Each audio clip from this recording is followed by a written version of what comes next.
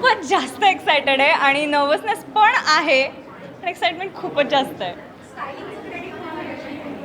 स्टायलिंगचं credit एक म्हणजे माझ्या आईबाबांना आणि दुसरं म्हणजे सोन्या माझी मावशी आहे. मी स्टायलिंग मी घरी यूट्यूब आणि या सगळ्या गोष्टी फॉलो करून फायनली हे केलेलं आहे. सो या रेड कार्पेटवर आहे का प्रत्येक जण एक आपलं प्रिपेअर करत असतो ना स्वतःला म्हणजे चालणं म्हणा की अटायर कॅरी करणं म्हणा so first red carpet so excitement nervousness काय नेमकं होतं?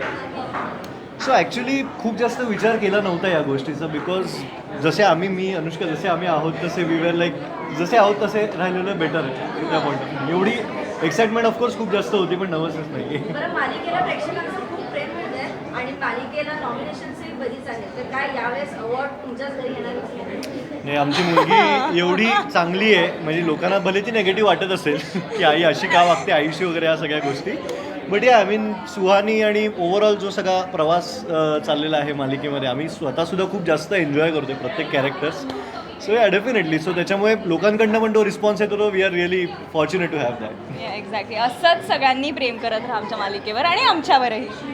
डेफिनेटली.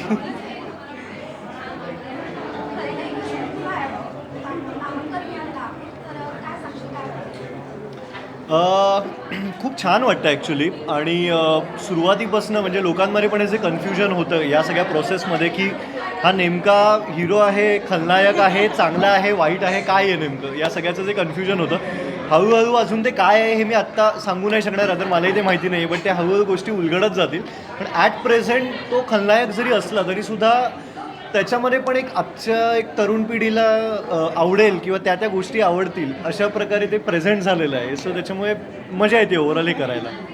सो या